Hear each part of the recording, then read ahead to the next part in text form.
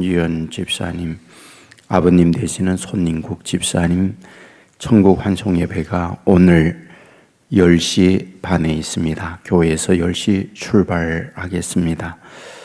빈소는 순춘양 병원 장례식장이 되겠고 담당은 김은명 전도사님이 되겠습니다.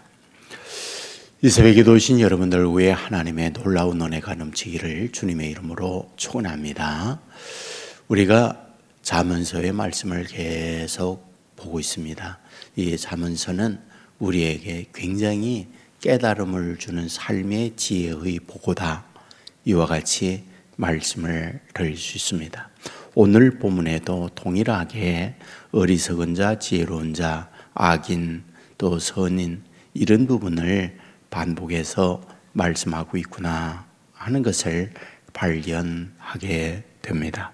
자, 그런데 이 말씀을 가만히 보세요. 1절에 가난하여도 성실하게 행하는 자는, 2절에 지식이 없는 소는 선하지 못하고, 3절에 사람이 미련함으로 자기 길을 굳게 하고, 5절에 보면 거짓 정의는 벌을 면하지 못할 것이요, 6절에 보면 너그러운 사람에게는 은혜를 구하는 자가 많고, 9절에 보면 거짓 정의를 벌을 면하지 못할 것이요 거짓말을 뱉는 자는 망할 것이니라. 11절에 보면 노하기를 더디하는 것이 사람의 슬기요. 13절에 보면 미련한 아들은 그의 아비의 재앙이요 등등 쭉 이런 말씀이 있죠.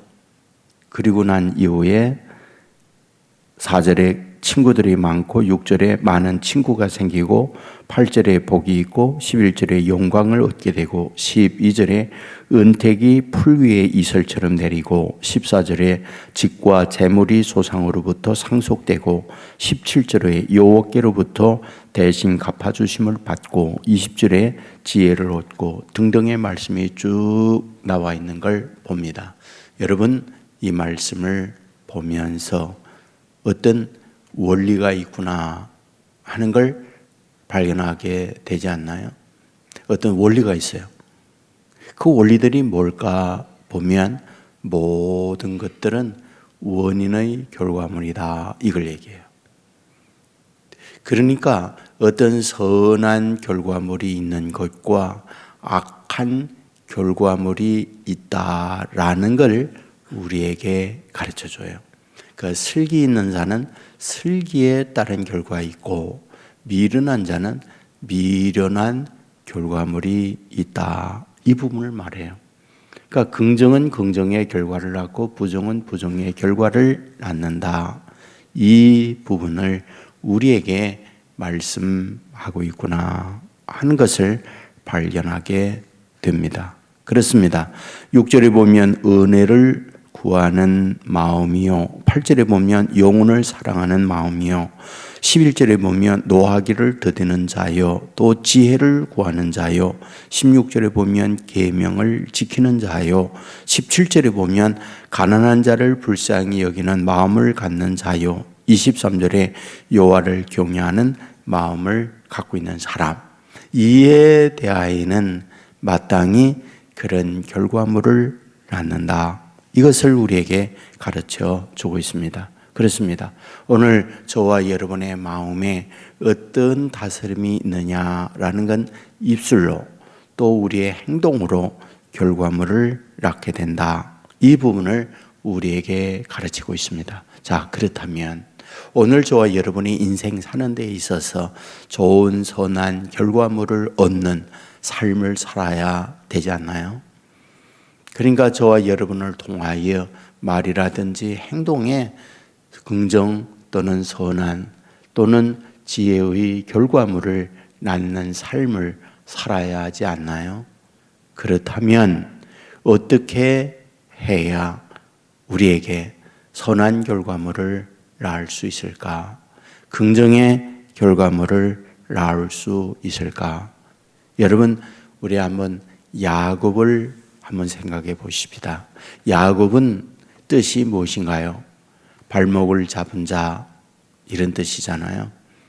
그 발목을 잡은 자라고 하는 이 말에는 어떤 의미가 함유되어 있을까요? 자기의 목적을 위하여 상대의 발목을 잡고 살아가는 자, 이런 의미를 갖고 있는 거죠. 그러니까 태어나면서 내가 먼저 태어나야 하는데 에서가 먼저 나오는구나. 그래서 발목 잡고 나왔다. 이런 뜻이잖아요. 그 발목 잡은 삶의 내용들이 많이 있잖아요. 어떤 내용이요? 형도 속이고 아버지도 속이고 장자의 축복을 가로채는 것, 발목 잡은 자의 모습이죠. 외삼촌 집에 가서 자기가 좋아하는 라헬을 자기의 아내로 맡기 위하여 어떻게 해요? 여러분 7년을 모성 생활하고요. 그 이후에 또다시 7년을 모성 생활하는 것. 그것이 누구? 야곱의 삶이었다. 이것을 우리에게 가르쳐 주고 있습니다. 여러분 그와 같이 살던 그에게 자기의 인간적 목적만 달성하는 삶을 살았을까요? 물론 인간적 수단 방법을 동원하여 이런 발목 잡은 삶을 통하여 자기의 어떤 목적을 달성해 냅니다. 하지만은 그 과정 속에서 인생의 쓰디쓴 아픔과 고통이 얼마나 많이 있었습니까? 자기의 사랑하는 야곱의 11번째 아들 요셉이 행방불명이 되어지고 죽은 자로 생각되어지는 고통의 시간을 보내야 했고, 세겜에 왔을 때는 세겜 추장들에게 자기의 딸 디나가 성폭행당하는 아픔을 겪어야 했고, 또 나중에 레위, 시몬 두 아들이 살인사건을 벌이는 끔찍한 일들이 벌어지고 있는 걸 우리는 말씀을 통해서 보게 되잖아요.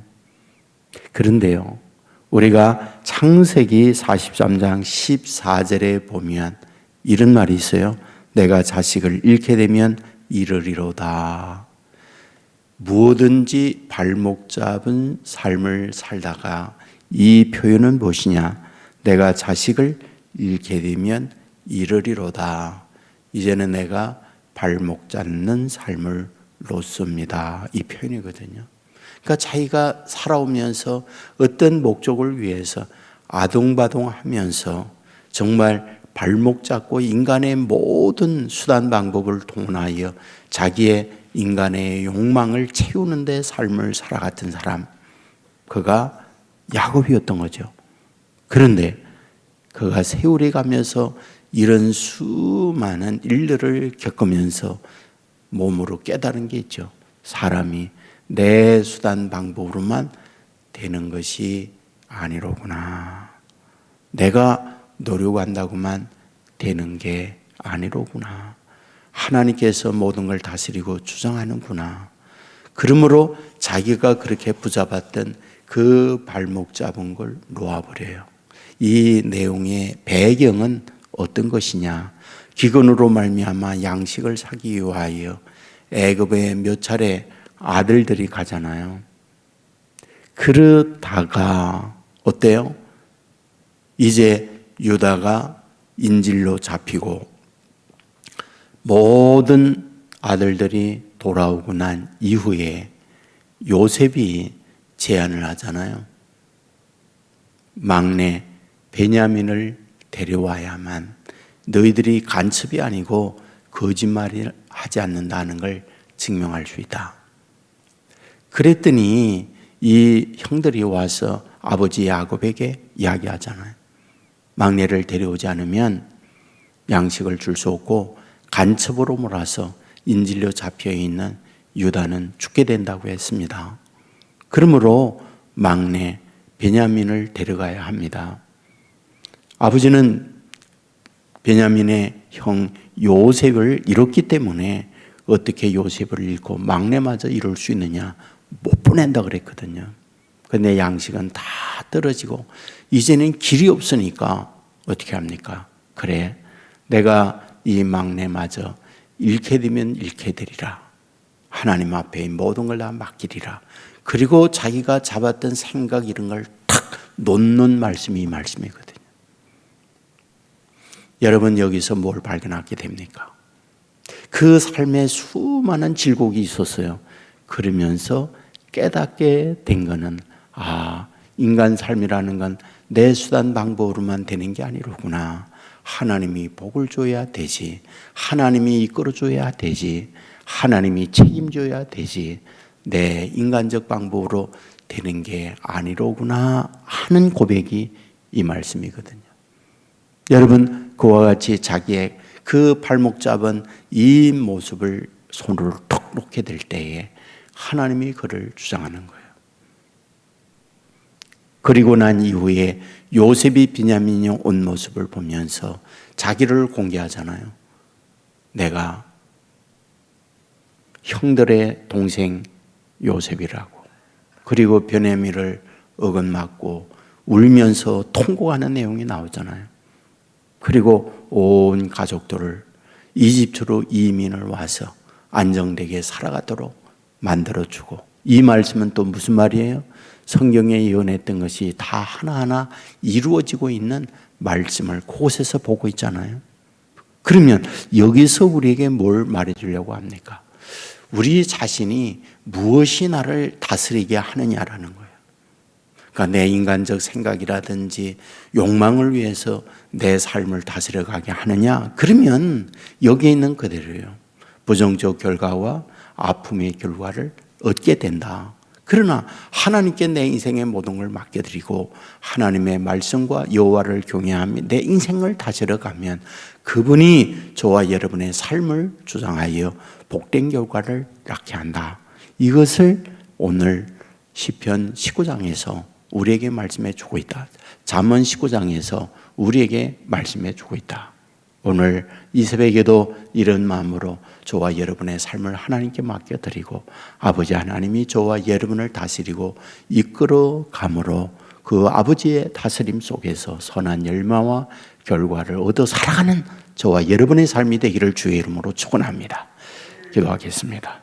은혜가 무한하신 아버지 하나님, 거짓말하면 거짓의 결과를 낳고 너그러운 마음을 가지면 너그러운 결과를 낳게 되는 걸 말씀해 주었습니다. 주여, 모든 결과물은 원인이 있기 때문에 결과를 낳게 되는 걸 오늘 말씀을 통해서 보게 되옵나이다. 간절히 소원합니다. 아버지 하나님 앞에 선한 결과를 낳기 위하여 하나님의 다스림, 통치를 받는 자녀들 되게 하여 주옵소서. 말씀이 내 인생을 다스려가게 하시고 계명이 내 삶을 이끌어가게 하시고 여호와 하나님을 경외하는 마음으로 살아가므로 하나님이 앞서가며 이끌어가는 은혜를 받는 자녀들 되게 하여 주옵소서. 이 시간도 기도하는 주의 자녀들의 간구를 열어주시고 주의 은혜와 축복을 내려 주시기 원합니다. 무엇보다도 영육의 건강의 건강을 내려 주시기 원합니다. 삶의 매 순간마다 주어지는 여러 가지 환경, 여건, 사건들이 있습니다. 여기에 흔들거리며 여기에 묶여 사는 우리가 되지 않게 하시고 배후에 섭리하고 모든 걸 이끌어 가시는 하나님을 바라보며 하나님이 그 가운데 우리에게 주고자 하는 하나님의 음성이 무엇인가를 들을 줄 알며 주의 인도받는 신령한 하나님의 사람들 되게 하여 주옵소서. 아버지 하나님이 오늘부터 모든 거리두기가 철폐되어지고 모임의 숫자도 해방이 되어집니다. 어디에 뭘 하든지 주의 자녀들을 보호해 주시고 모든 코로나19에 확진되어진 분들 속히 건강을 회복하여 감기 몸살처럼 지나가게 하여 주시옵소서. 아버지 하나님이 온 세계 교회 무엇보다 간절히 소원합니다. 성령이 충만한 교회가 되게 하시고 은혜가 넘치는 교회가 되게 하시고 기도의 응답이 있는 교회가 되게 하여 주옵소서. 인생의 모든 문제를 갖고 주 앞에 엎드릴 때마다 주님의 능력으로 해답을 얻는 교회가 되게 하여 주옵소서.